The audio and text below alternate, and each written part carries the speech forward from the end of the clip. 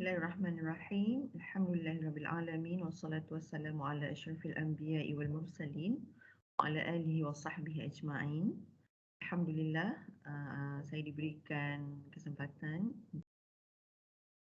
tentangkan artikel yang saya tulis berkaitan dengan tajuk tuntutan golongan feminisme terhadap penghapusan pengecualian perkara 16/1 Konvensyen Penghapusan Segala Bentuk Diskriminasi Terhadap Wanita ataupun lebih dikenali dengan nama ringkasnya CEDAW, analisis terhadap peruntukan di bawah Undang-Undang Keluarga Islam di Malaysia. Dan saya adalah Latifah binti Abdul Aziz, merupakan pensyarah Unit KL RCMP. Pendahuluan tajuk ini kita kenalkan dahulu berkaitan dengan apakah yang dimaksudkan dengan CEDAW. CEDAW ini adalah Konvensyen Penghapusan Segala Bentuk Diskriminasi Terhadap Wanita dan itu merupakan satu perjanjian antarabangsa yang bertujuan untuk memberikan hak yang sama rata kepada wanita dengan cara menghapuskan diskriminasi jantina, menamatkan keganasan terhadap wanita dan memperkukuhkan hak wanita.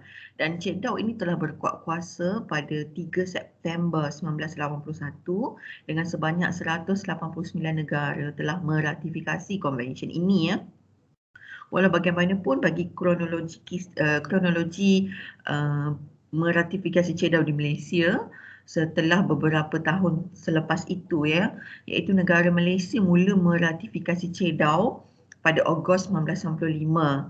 Walau bagaimanapun, kerajaan Malaysia telah melakukan reservasi iaitu pengecualian ke atas beberapa perkara di dalam CEDAW yang menyentuh mengenai perkara 2F, 5A, 7B, perkara 9 dan juga perkara 16 keseluruhannya. Kemudian pada tahun 1998 Februari kerajaan Malaysia telah menghapuskan beberapa pengecualian iaitu 2F dihapuskan, 9/1 dihapuskan, 16/1B, 1D, 1E dan juga 1H. Malaysia hapuskan pengecualian tersebut. Dan kemudiannya pada tahun 2010 sekali lagi beberapa pengecualian yang dilakukan turut dihapuskan oleh kerajaan Malaysia iaitu pada perkara 5/A, 7/B dan juga perkara 16/2. Dan dengan beberapa penghapusan reservasi yang telah dilakukan pada tahun 1998 dan juga 2010 sehingga kini Malaysia hanya mengekalkan pengecualian terhadap perkara 9/2 dan juga perkara 16/1 yang menyentuh tentang kurungan A, C, F dan juga G. Pertimbangan kepada pengecualian ini dikekalkan adalah bahawa perkara-perkara yang disebutkan itu bertentangan dengan Perlembagaan Persekutuan dan juga undang-undang di Malaysia. Saya tunjukkan bahawa perkara 9 itu elemennya adalah negara-negara anggota seharusnya memberikan wanita hak yang sama rata dengan lelaki berkaitan dengan kewarganegaraan anak-anak mereka. Ini adalah pengecualian yang masih dikekalkan dan kemudian pengecualian terhadap perkara 16/1 iaitu negara-negara anggota seharusnya mengambil semua langkah yang bersesuaian bagi menghapuskan diskriminasi terhadap wanita dalam kesemua urusan berkaitan dengan perkahwinan, hubungan kekeluargaan, khususnya bagi memastikan berdasarkan kesamarataan antara lelaki dan juga perempuan. Jadi reservasi atau pengecualian yang masih dikekalkan seperti yang kita sebutkan tadi adalah kurungan A, kurungan C, kurungan F dan juga kurungan G. Kurungan A menyatakan bahawa hak yang sama untuk memasuki perkahwinan. Ini masih dikekalkan. Kedua, kurungan C, hak dan tanggungjawab yang sama semasa perkahwinan dan juga perceraian. Kurungan F, hak dan tanggungjawab yang sama dalam soal penjagaan anak, perwalian anak, peramanahan anak, pengambilan anak angkat ataupun institusi semirip dengannya, di mana konsep-konsep ini wujud dalam undang-undang kebangsaan, dalam sistem perundangan kebangsaan, dalam semua kes kebaikan anak-anak dijadikan keutamaan. Kemudian kurungan G, hak peribadi yang sama dengan suami dan isteri, termasuk hak untuk memilih nama keluarga, kerjaya dan juga pekerjaan. Jadi 4 kurungan di bawah perkara 16.1 ini masih lagi diteruskan pengecualiannya oleh kerajaan Malaysia kerana apabila dilihat tuntutan dan kehendak perkara-perkara ini adalah bertentangan dengan Perlembagaan Persekutuan Malaysia dan juga Undang-Undang Keluarga Islam di Malaysia, ya. Menyeruti beberapa kajian lepas, ya, mengenai tuntutan perkara 16/1 CEDAW ini, ya, saya melihat kepada laporan alternatif pertubuhan-pertubuhan bukan kerajaan, iaitu bagi menilai proses kerajaan dalam melaksanakan konvensyen berkaitan penghapusan segala bentuk diskriminasi terhadap wanita ini telah dicetak pada tahun 2013. Laporan ini berpandangan bahawa bahagian reservasi iaitu pengecualian perkara di dalam konvensyen yang telah dipersetujui oleh kerajaan Malaysia ini, ya, mereka mahu kerajaan menghapuskan pengecualian ini. Ya, jadi maknanya dalam perkara-perkara yang termaktub dalam CEDAW ini dikehendaki bahawa Malaysia bersetuju secara sepenuhnya kesemuanya dan mengikuti apa yang disarankan di dalam CEDAW, dan apa-apa sahaja perundangan dalam negara Malaysia yang bertentangan dengan kehendak-kehendak yang ada di dalam CEDAW ini mestilah digubal. Jadi mereka mencadangkan agar kerajaan menghapuskan pengecualian ini kerana dikatakan pengekalan pengecualian ini mendatangkan diskriminasi terhadap wanita. Kemudian bertitik tolak daripada laporan tersebut, beberapa kajian telah dilakukan. Antaranya adalah kajian daripada Fadilah Syaharom dan juga Maha Matayudin Samah melalui satu artikel yang bertajuk Ratifikasi CEDAW di Malaysia, Kesan Menurut Undang-Undang dan Hukum Syarak. Dalam artikel ini menjelaskan bahawa jika penghapusan diskriminasi itu adalah segala hak antara lelaki dan wanita itu berada pada tingkatan ataupun level yang sama, keadilan akan menjadi sukar untuk dicapai, ya. Sedangkan kesaksamaan itu adalah perlu mendapat peluang yang sama sekalipun mekanisme itu berbeza. Kerana kita dalam undang-undang Islam ini, pematuhan kepada hukum syarak itu kita tidak boleh nafikan, kita tidak sama seperti negara-negara Eropah, kerana kita tunjangnya adalah agama Islam dan undang-undang Islam itu diiktiraf, ya, di setiap negeri-negeri di Malaysia. Kedua, setelah itu, ya, setelah kajian tersebut ada beberapa kajian lagi, iaitu daripada Muhammad Hafiz bin Mansur dalam artikel yang bertajuk Ratifikasi Konvensyen Antarabangsa dan Semakan Berkala Sejagat, mengulas, ya, dikatakan bahawa pertubuhan bukan kerajaan ataupun NGO yang mendukung ideologi liberalisme dan juga feminisme terus menekan kerajaan supaya menghapuskan baki pengecualian di dalam Konvensyen CEDAW, iaitu pada tahun 2019, ya. Selagi mana konvensyen ini, ratifikasi pengecualian perkara 16/1 ini tidak dihapuskan, ya, maka selagi itulah gesaan terhadap kerajaan untuk menghapuskan baki itu. Kemudian penulisan pada tahun 2020 daripada Muna Adila dalam artikel yang bertajuk Hormati Reservasi CEDAW. Ia menegaskan Konvensyen Vienna pada tahun 1969 berkenaan Undang-Undang Treaty telah mensyaratkan negara-negara yang meratifikasi sesuatu perjanjian hak asasi manusia antarabangsa mesti mematuhi segala kewajipan undang-undang yang dinyatakan dalam perjanjian dan tidak boleh mengelak tanpa sebarang justifikasi yang kuat dan sah, ya. Meratifikasi perjanjian tanpa niat yang bersungguh-sungguh untuk mematuhinya adalah menyalahi prinsip suci good faith atau turut dikenali sebagai doktrin Pacta Sunt Servanda, iaitu kewajipan negara pihak kepada perjanjian untuk menepati janji, ya.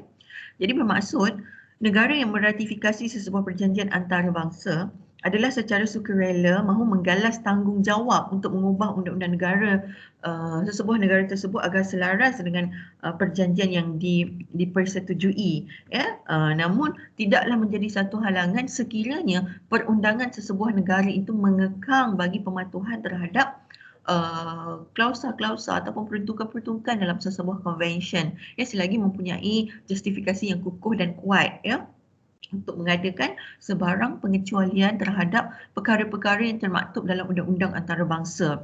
Baik, metodologi kajian ini ya mengenengahkan metod penyelidikan secara kualitatif yang bermaksud sebarang penyelidikan yang menghasilkan dapatan yang bukan melalui prosedur statistik ya atau bentuk-bentuk pengiraan.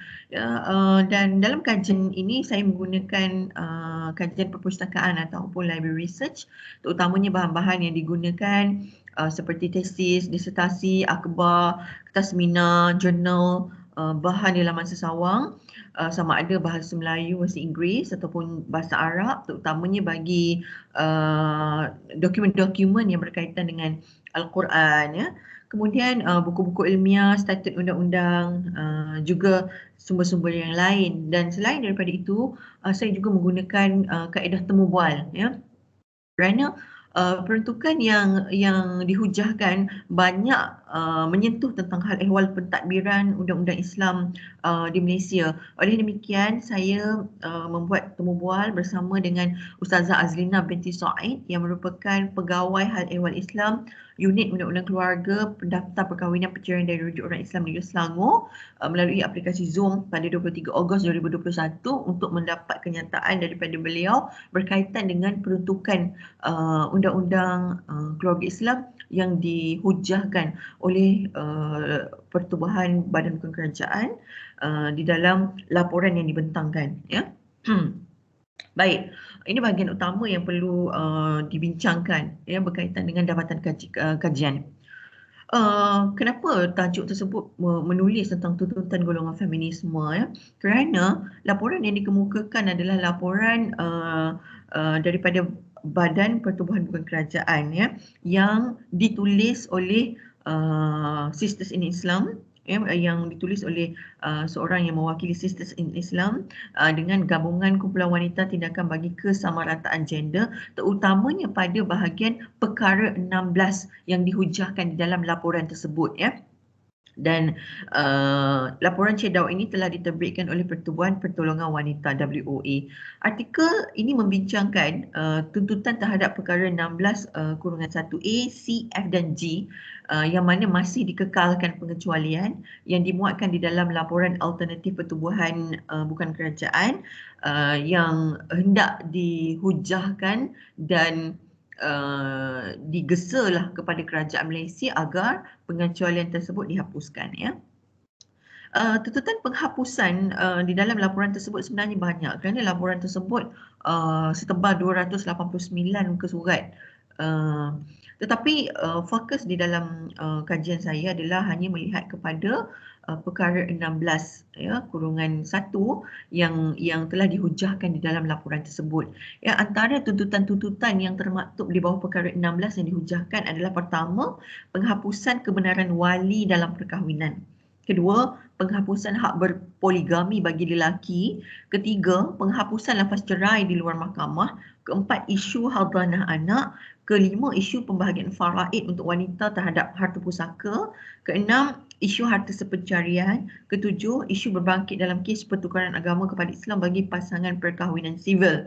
Ya, ini adalah berkaitan dengan perkara 16 di bawah klausa kurungan di bawah kurungan 1 lah. Dan daripada beberapa senarai yang telah dituliskan sebagai tuntutan yang hendak dilakukan, ya, saya hanya membincangkan dua perkara, iaitu berkaitan dengan penghapusan lafaz cerai di luar mahkamah dan juga isu hadanah anak. Jadi berkaitan dengan isu penghapusan lafaz cerai di luar mahkamah, laporan tersebut telah menulis beberapa butiran yang dikendaki, iaitu pertama, perceraian talak seharusnya dibenarkan hanya di mahkamah melalui proses kehakiman sebenar dan sebarang lafaz yang dibuat di luar mahkamah perlu dikategorikan sebagai tidak sah. Sebarang lafaz cerai yang dilafazkan oleh suami kepada isteri di luar mahkamah, tuntutan mereka adalah mestilah mahkamah mengkategorikan ia sebagai tidak sah. Ya. Seksyen 124 bagi Undang-Undang Keluarga Islam perlu dibatalkan katanya. Tindakan sementara berbentuk menghalang sebarang pendaftaran perceraian yang berlaku di luar mahkamah perlu dibuat selagi pindaan ini gagal dilakukan. Dan turut memuatkan mengenai perkara-perkara seperti penjagaan nafkah, pembagian harta pencarian dan ganti rugi mut'ah bagi wanita yang diceraikan atas sebab-sebab yang tidak adil. Itu tuntutan pertama. Tuntutan kedua yang dikemukakan adalah meningkatkan hukuman bagi mereka yang melafazkan talak di luar mahkamah kepada denda sebanyak RM5,000 dan penjara sehingga setahun. Seksyen 124 bagi Undang-Undang Keluarga turut perlu pindaan. Ya.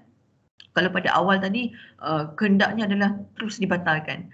Lepas tu kedua dinyatakan pula cadangan untuk meningkatkan hukuman, tetapi bukan dibatalkan Seksyen 124, tapi Seksyen 124 itu perlu dipinda. So contradict sedikit antara A dan juga B. Ketiga, C, tuntutan mereka adalah hapuskan sebarang proses ahli jawatan kuasa perunding yang ditekankan dalam Seksyen 47-5 sehingga 47-15 di bawah Undang-Undang Keluarga Islam.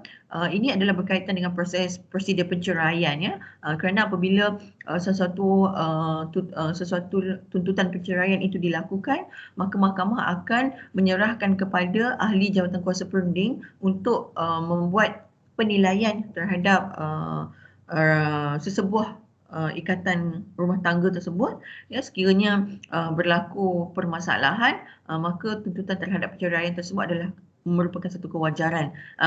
Bagi pandangan daripada laporan tersebut menyatakan bahawa seksyen ini tidak hendaklah dipinda, ya, ataupun dihapuskan secara tepatnya, ya, kerana jawatan kuasa perunding tersebut tidak diperlukan. Keempat D, membataskan hukum pembicaraan sehinggalah 6 bulan sahaja, ya, pembicaraan perceraian lah, ya. Andainya tempoh pembicaraan ini tamat, mahkamah perlu merekodkan kesemua pertimbangan sedia ada secepat mungkin bagi memberikan kata putus pada penghujung bulan ke-6. Ya, kebiasaannya proses perceraian mungkin memakan masa yang lebih daripada itu, tetapi pandangan daripada laporan ini adalah membataskan hukum sehinggalah 6 bulan, kerana boleh jadi, ya, proses yang begitu panjang akan menyebabkan gangguan kepada kesihatan mental, gangguan terhadap urusan yang berlakulah antara suami dan isteri yang menghadapi masalah dalam perkahwinan. Okey. Kemudian kelima, tuntutan yang dilakukan adalah bukti kukuh daripada pihak polis dan laporan perubatan dari pakar boleh diterima bagi membenarkan perbicaraan fasah atau ta'liq yang disebabkan oleh penderaan berlangsung. Komentar ini akan saya ulas sekejap lagi setelah menghabiskan bacaan tentang tuntutan-tuntutan yang dikemukakan, ya, bagi penghapusan reservasi atau penghapusan pengecualian. Yang terakhir adalah testimoni dari ahli keluarga ataupun saksi wanita perlu diterima di dalam mahkamah. Okey, bagi menjawab tuntutan dalam perkara A dan juga B, ya, menghapuskan, menyatakan bahawa lafaz talak yang berlaku di luar mahkamah oleh suami adalah tidak sah, kemudian permintaan untuk menghapuskan Seksyen 124 dan juga kehendak kepada meningkatkan hukuman denda bagi kesalahan talak di luar mahkamah. Ya, so untuk menjawab soalan A dan B ini, ya, pertamanya saya nak melihat dahulu kepada apakah yang dimaksudkan dengan talak. Di dalam bahasa Arab, talak ini berasal daripada talaqa yutalliqu, yang dari segi bahasa bermaksud meleraikan ataupun melepaskan satu ikatan, ya. Dari segi istilah, talak bermaksud meleraikan ikatan perkahwinan dengan serta-merta atau pada masa hadapan dengan syarat-syarat tertentu. Ahmad Dardi mendefinisikan talak sebagai memutuskan ikatan perkahwinan dengan lafaz yang sarah atau lafaz kinayah yang zahir atau apa-apa lafaz dengan niat. Asas kepada hukum talak adalah merujuk kepada dalil daripada Al-Quran dan juga hadis, dan saya telah keluarkan beberapa dalil di sini. Surah At-Talaq ayat 1, iaitu, hai Nabi, apabila kamu menceraikan isteri-isterimu, maka hendaklah kamu ceraikan mereka pada waktu yang mereka dapat menghadapi iddahnya yang wajar, dan hitunglah waktu iddah itu serta bertakwalah kepada Allah, ya. Itu sehingga ke akhir ayat. Yang kedua, surah Al-Baqarah ayat 227 berkaitan dengan talak. Jika mereka berazam atau bertetap hati untuk talak, maka sesungguhnya Allah Maha mendengar lagi Maha mengetahui. Yang ketiga, hadis Nabi SAW dari Ibn Umar bahawa Rasul SAW bersabda, perbuatan halal yang sangat dibenci oleh Allah Azza wa Jalla adalah talak. Jadi dalil-dalil ini menunjukkan bahawa adanya proses talak yang dibenarkan di dalam agama sekiranya sesebuah perkahwinan itu tidak dapat lagi dikekalkan, ya. Oleh demikian, lafaz talak atau lafaz cerai adalah khusus diberikan kepada suami, ya, bagi membubarkan sesuatu perkahwinan. Manakala bagi isteri, mekanisme yang lain yang boleh digunakan bagi membubarkan perkahwinannya itu, isteri tidak boleh menggunakan lafaz talak, tetapi ada mekanisme yang diberikan di dalam agama Islam, iaitu menerusi proses cerai secara khulu', taklid ataupun juga fasah. Lafaz talak boleh dilakukan di mana-mana tempat dan ia boleh gugur dan sah sekiranya memenuhi rukun dan juga syarat. Menurut peruntukan undang-undang di dalam enactment Akta Undang-Undang Keluarga Islam Negeri-Negeri, lafaz talak perlulah dilakukan di dalam mahkamah sebagaimana yang dinyatakan di dalam Seksyen 47 Akta Undang-Undang Keluarga Islam 1984. Sekiranya lafaz talak tersebut dibuat di luar mahkamah, pihak suami atau isteri hendaklah segera membuat pengesahan di mahkamah syariah.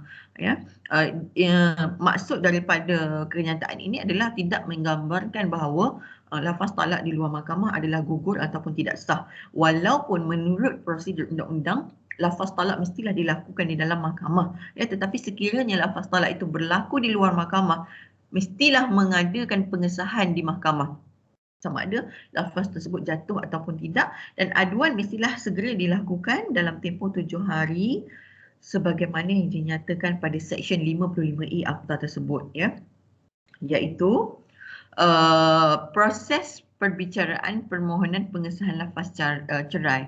Ini adalah untuk menjaga maslahah dan juga kawalan bagi mengelak berlakunya perceraian dengan lafaz talak 3 sekaligus. Jadi ada rekod yang dilakukan dan ini merupakan satu keabsahan dari sudut undang-undang kalau berlaku apa-apa kejadian pada masa hadapan. Okey, 55A menyatakan bahawa Walau apa pun Seksyen 54, seseorang yang telah menceraikan isterinya dengan lafaz talak di luar mahkamah dan tanpa kebenaran mahkamah, hendaklah dalam masa 7 hari dari pelafazan talak itu melaporkan kepada mahkamah. Kedua, mahkamah hendaklah mengadakan siasatan untuk memastikan sama ada talak yang dilafaz itu adalah sah mengikut hukum syarak. Jika mahkamah berpuas hati bahawa talak yang dilafazkan itu adalah sah mengikut hukum syarak, maka mahkamah hendaklah tertakluk kepada Seksyen 124, membuat perintah membenarkan perceraian dengan talak, merekodkan perceraian itu dan menghantar salinan rekod itu kepada pendaftar yang sewajarnya dan kepada ketua pendaftar bagi pendaftaran. Jadi prosedur yang telah digubal oleh Akta Undang-Undang Keluarga Islam ataupun enactment Keluarga Islam Negeri-Negeri itu telah ditulis dengan baik dan prosedurnya itu adalah tidak menyusahkan masyarakat. Sebaliknya adalah memudahkan urusan mereka apabila mereka terlibat dalam konflik sama ada cerai itu jatuh ataupun tidak, sebab tidak berada di mahkamah ketika perceraian itu berlangsung dan tidak didengari oleh hakim.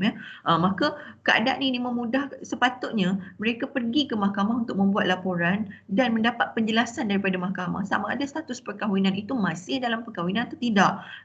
Sekiranya tuntutan agar talak seharusnya dibenarkan hanya di mahkamah melalui proses kehakiman sebenar dan sebarang lafaz yang dibuat di luar mahkamah perlu dikategorikan sebagai tidak sah, ini akan menyebabkan sesuatu perkahwinan itu melanggari ketetapan dalam nas sekiranya lafaz yang digunakan oleh suami itu adalah lafaz sarah dan dengan niat yang jelas, maka perkahwinan tersebut terbatal, dan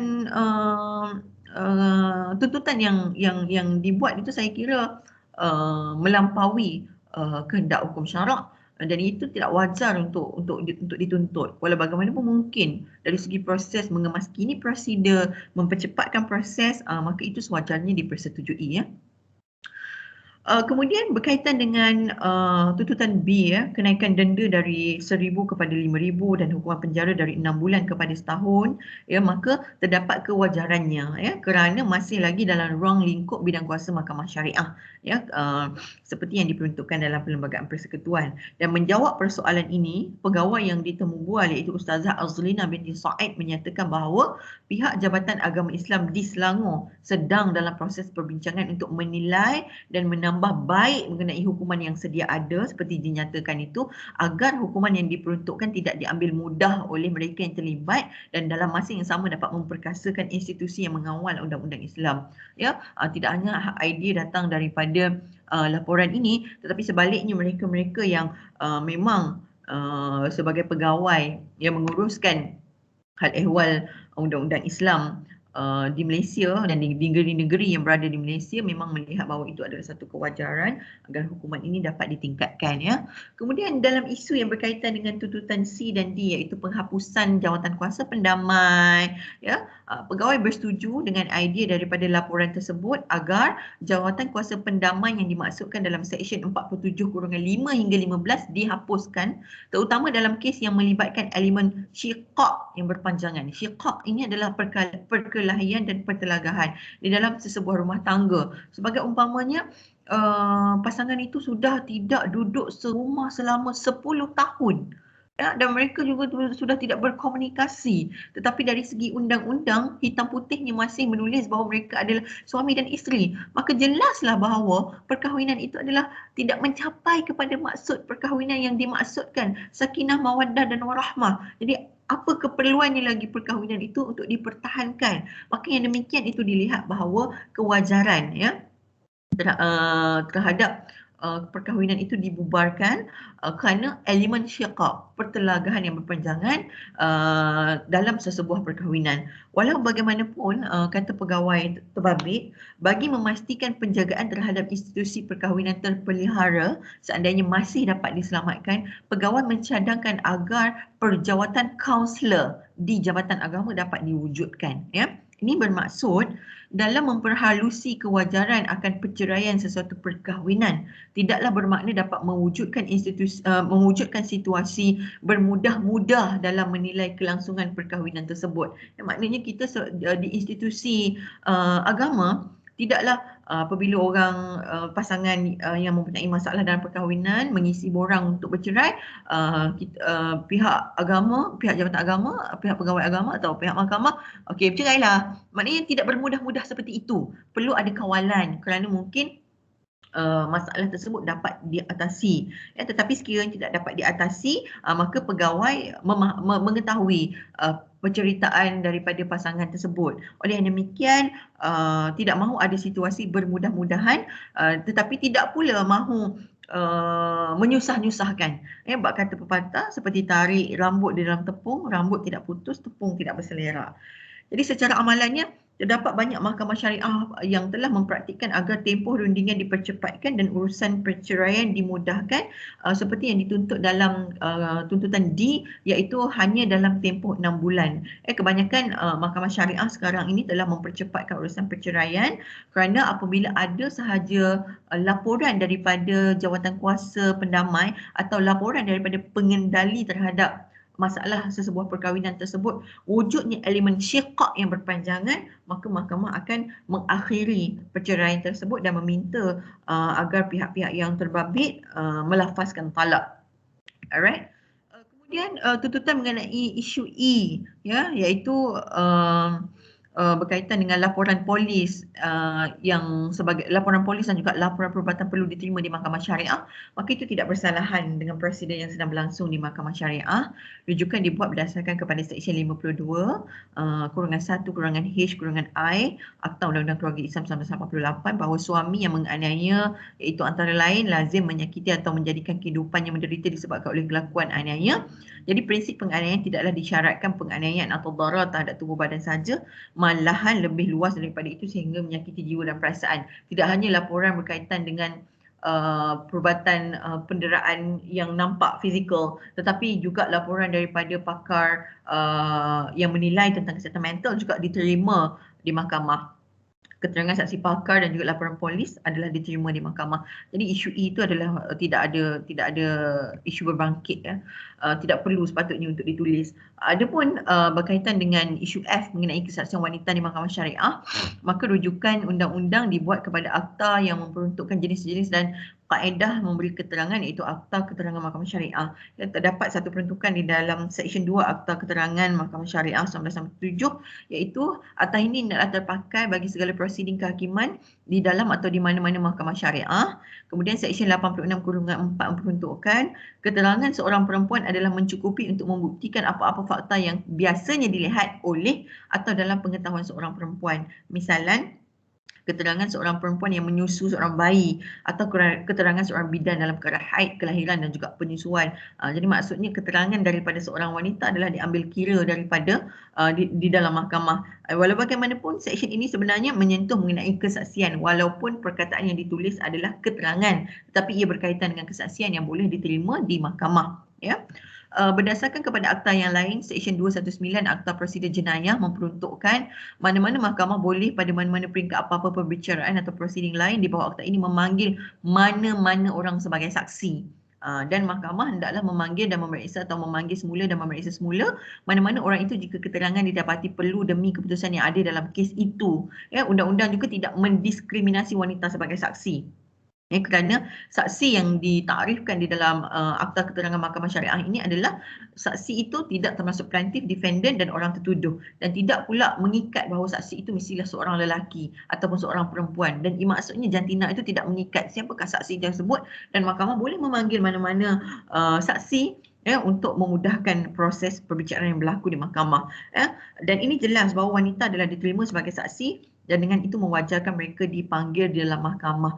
Cuma mungkin pertikaian yang timbul, berapa orangkah saksi wanita yang perlu digunakan ataupun yang perlu didengar untuk sesebuah kes perbicaraan. Tetapi nak menunjukkan bahawa tidak berlaku diskriminasi terhadap wanita seperti mana yang dituntut mengatakan bahawa kesaksian wanita hendaklah diterima. Sedangkan sememangnya ia telah pun diterima seperti di dalam Akta Keterangan dan juga Akta Prosedur Jenayah Syariah.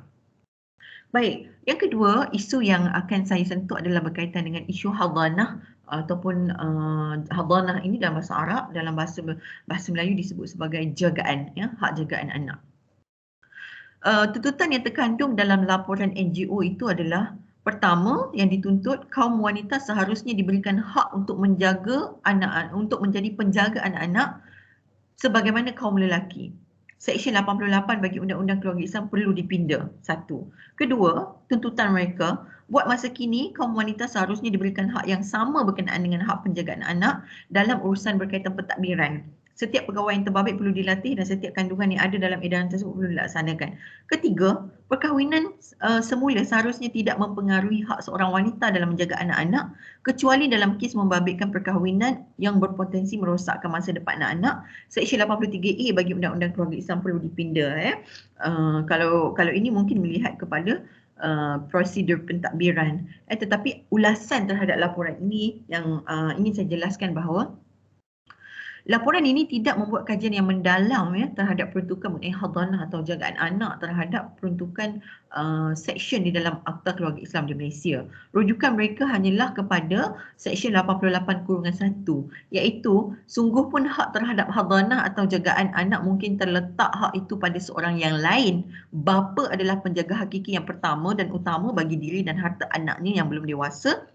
Dan apabila bapa telah mati, maka hak di sisi undang-undang bagi penjagaan anaknya itu adalah turun kepada salah seorang yang berikut mengikut susunan keutamaan yang berikut yang ditetapkan di dalam seksyen tersebut.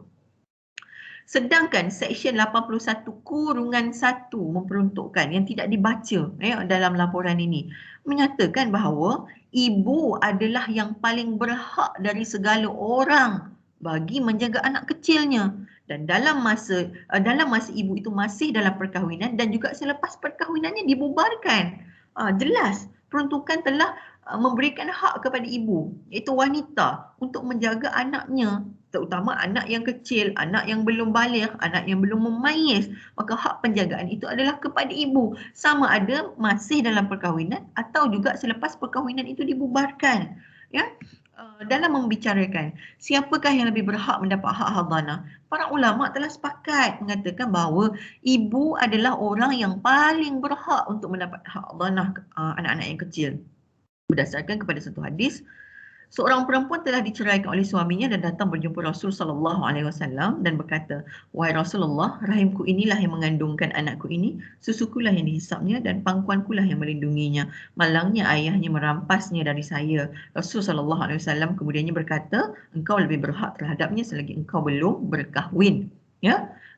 Dan prinsip ini juga diguna pakai oleh Abu Bakar ketika membuat keputusan dalam kes Umar Al-Khattab dan isterinya, yang mana hak hadanah diberikan kepada isteri Umar. Abu Bakar telah berkata kepada Umar, baunya dan kebaikannya, yakni isterimu, lebih baik untuk anak ini daripada kamu. Ya. Dan daripada penerangan ini dapat disimpulkan bahawa ibu lebih berhak untuk mendapat hak hadanah yang kecil bagi anak-anak yang kecil, kerana pada ghalibnya ibu lebih penyayang, lebih rapat dan lebih memahami selok-belok penjagaan anak kecil, lebih-lebih lagi jika si anak menyusu ibunya. Dan ini menunjukkan bahawa apa yang dimaksudkan oleh laporan ini berdasarkan Seksyen 88, saya kira tidak merujuk kepada peruntukan secara sepenuhnya, kerana melihat kepada Seksyen 81 itu kewajarannya adalah lebih tinggi, kerana kebanyakan mahkamah akan menggunakan pakai Seksyen 81 berbanding Seksyen 88 ketika membuat perbicaraan ketika mengemukakan kehakiman dalam hak penjagaan anak.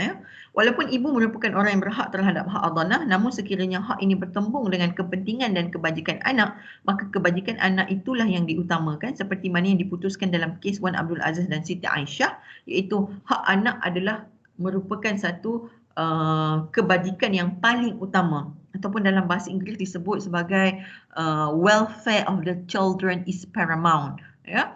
Bahkan hak anak adalah lebih besar daripada hak yang orang yang berhak untuk mendapat hadanah, dan hak ini tidak akan terlucut daripada anak tersebut. Ya. Walaupun hak penjaga mesti diutamakan, iaitu ibu adalah berada pada ranking yang pertama, tetapi nak mengatakan bahawa welfare of anak, kebajikan anak-anak itu lebih menjadi keutamaan oleh mahkamah untuk menilai pada siapakah hak penjagaan itu sepatutnya diberikan. Ya.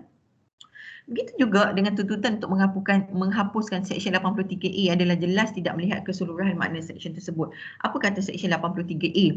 Jika perempuan itu berkahwin dengan seorang yang tidak mempunyai pertalian dengan kanak-kanak itu, yang orang itu dilarang berkahwin dengan kanak-kanak itu. Ya, maksudnya peruntukan tersebut berbunyi hak seorang perempuan terhadap hadanah akan hilang, adalah hilang jika perempuan itu berkahwin dengan seorang yang tidak mempunyai pertalian dengan kanak-kanak itu, yang orang itu dilarang berkahwin dengan kanak-kanak itu, jika jagaannya dalam hal sedemikian akan menjejaskan kebajikan kanak-kanak itu, tetapi haknya untuk jagaan akan kembali semula jika perkahwinan itu dibubarkan. Ya. Yang dipertikaikan adalah pada frasa pertama ayat tersebut, iaitu hak hadanah ibu akan hilang jika perempuan itu berkahwin dengan seseorang yang tidak mempunyai pertalian dengan kanak-kanak itu, yang orang itu dilarang berkahwin dengan kanak-kanak itu. Sedangkan frasa berikutnya perlu juga dilihat, iaitu jika jagaannya dalam hal sedemikian akan menjejaskan kebajikan kanak-kanak itu. Frasa ini mengikat kehilangan hak jagaan tersebut, tidaklah secara total. Walau bagaimanapun, Undang-Undang Keluarga Islam telah menggariskan tentang kebajikan kanak-kanak adalah menjadi keutamaan oleh mahkamah, seperti yang disebutkan tadi, welfare of the children is paramount, juga turut berada di dalam peruntukan di bawah Seksyen 86. Apa yang ditulis dalam Seksyen 86 adalah kuasa mahkamah membuat perintah mengenai jagaan. Walau apa pun peruntukan Seksyen 81, mahkamah boleh pada bila-bila masa dengan perintah memilih untuk meletakkan seseorang kanak-kanak dalam jagaan salah seorang daripada orang yang tersebut dalam seksyen itu, atau jika ada hal keadaan yang luar biasa yang menyebabkan tidak digini bagi kanak-kanak itu diamanahkan kepada salah seorang daripada orang-orang itu, mahkamah boleh dengan perintah meletakkan kanak-kanak itu dalam jagaan mana-mana orang lain atau mana-mana persatuan yang tujuannya adalah termasuk kebajikan kanak-kanak. Ya. Beberapa perhatianlah yang perlu diberikan oleh mahkamah, iaitu kemahuan ibu bapa kanak-kanak itu. Yang kedua juga kemahuan kanak-kanak tersebut sekiranya dia telah pun mencapai umur untuk memberikan pendapatnya sendiri, adalah menjadi satu tanggapan yang boleh dipatahkan bahawa adalah untuk kebaikan seorang kanak-kanak semasa dia kecil supaya berada bersama ibu. Tetapi pada memutuskan sama ada anggapan itu dipakai bagi mana-mana fakta kes tersebut, mahkamah hendaklah memberi perhatian kepada tidak baiknya mengacau kehidupan seorang kanak-kanak dengan bertukar-tukarnya jagaan. Ya. Jadi jika ada dua orang atau lebih kanak-kanak daripada mana-mana perkahwinan, mahkamah tidaklah terikat meletakkan kedua-dua atau kesemuanya dalam jagaan orang yang sama, tetapi hendaklah menimbangkan kebajikan tiap-tiap seorang secara berasingan. Kalau meletakkan jagaan itu pada satu orang, kalau itu adalah kebajikan kanak-kanak, maka mahkamah akan melaksanakannya. Tapi kalau itu tidak sampai kepada maksud kebajikan kanak-kanak itu terjaga, maka mahkamah tidak akan memutuskan keputusan tersebut, diletakkan di bawah satu jagaan, ya. Baik. Yang demikian, ya, tuntutan yang dituntut oleh laporan badan bukan kerajaan ini berkehendakkan kepada penghapusan Seksyen 16/1 yang disebutkan tadi, ya, A, C, F dan juga G yang berkaitan dengan peruntukan undang-undang Islam. Saya telah pun bahaskan mengenai dua tuntutan yang dikehendaki agar pindaan-pindaan dilakukan.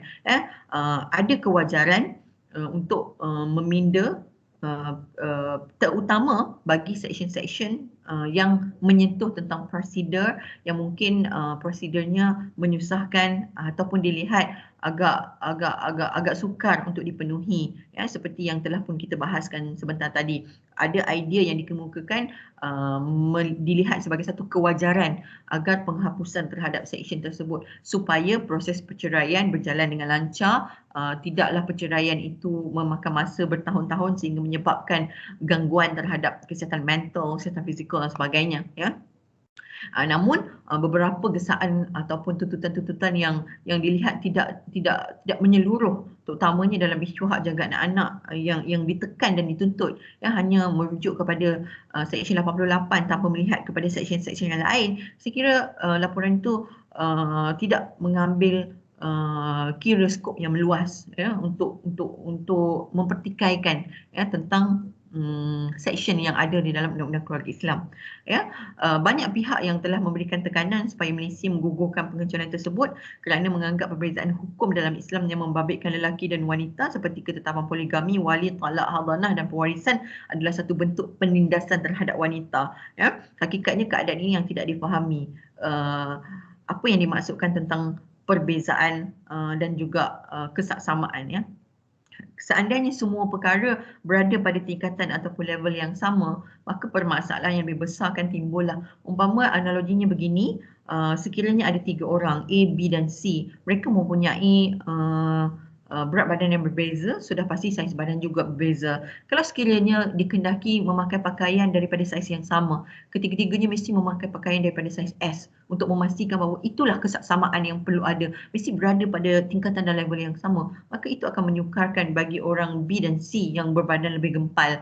Pastinya baju tersebut tidak muat. Jadi bagaimanakah kesaksamaan atau keadilan terhadap B dan C dalam perihal memakai pakaian yang saiz hanya pada orang A tadi, ya. Maka demikian bahawa Islam itu melihat bahawa kepelbagaian dimensi untuk mencapai tahap keadilan bagi kesemua pihak, ya. Jadi hakikatnya pengecualian ini merupakan pilihan yang sah diberikan kepada setiap negara anggota.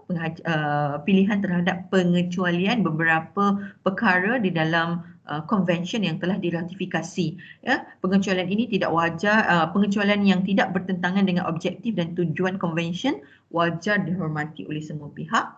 Kerukunan terhadap apa yang telah ditetapkan di dalam hukum syarak perlu dijaga dan tidak bermudah-mudahan dalam melihat bahawa hukum syarak itu perlu digubal untuk memastikan hak asasi manusia itu berada pada tingkatan dan level yang sama. Kefahaman yang seperti ini perlu kita perbaiki, ya.